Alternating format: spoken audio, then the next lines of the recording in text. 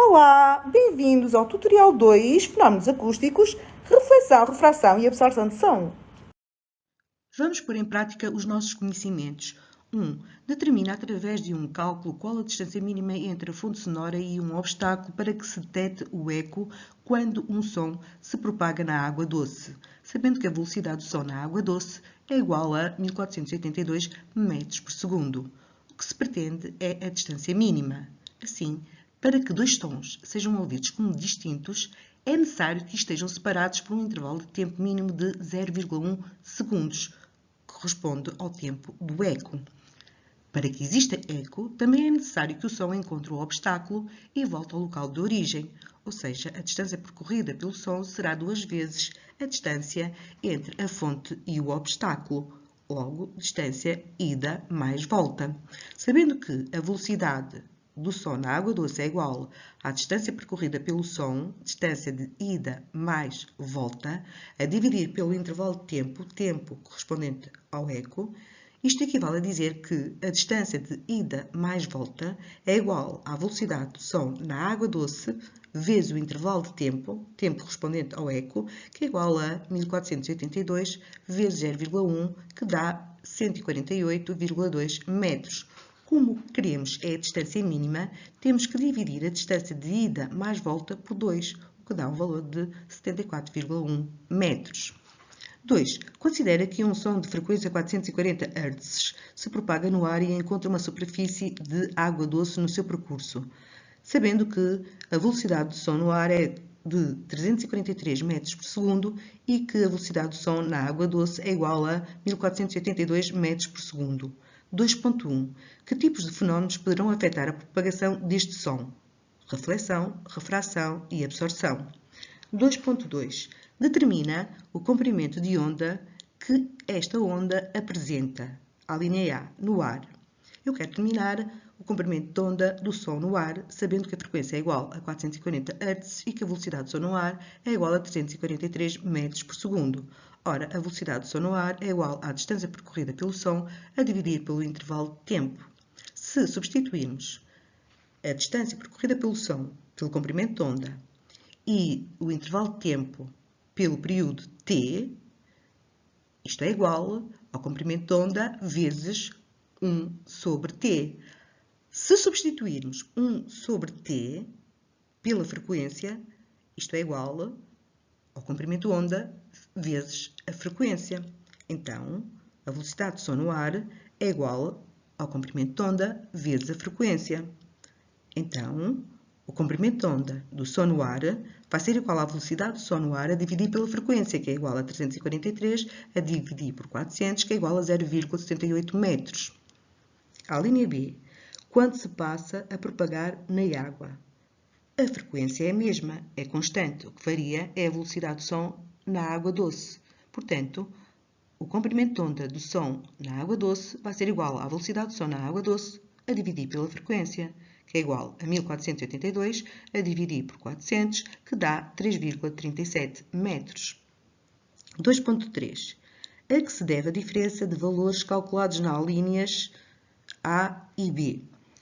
Deve-se ao facto da velocidade de propagação do som na água ser superior à do ar. 3. Considera a figura que mostra a interação de um determinado material com uma onda sonora. 3.1. Identifica o fenómeno que afeta a onda sonora ilustrado por cada uma das letras. A. Reflexão. B. Absorção. C. Refração. 3.2. A característica da onda sonora que é afetada pelo fenómeno ilustrado pela letra B é I, a sua intensidade. 4. Um barco de pesca equipado com um sonar detectou o eco proveniente de um cardume de peixes. Este eco foi detectado 0,8 segundos após a emissão do sinal. Determina a que distância se encontra o cardume, sabendo que a velocidade de propagação dos ultrassons na água do mar é de 1500 metros por segundo. Eu quero saber a distância mínima, sabendo que o intervalo de tempo, o eco, que é igual ao tempo de ida mais volta, é igual a 0,8 segundos. Então, o intervalo de tempo mínimo corresponde apenas ao tempo de ida vai ser 0,8 a dividir por 2, que é igual a 0,4 segundos. E sei ainda que a velocidade do som na água do mar é igual a 1500 metros por segundo.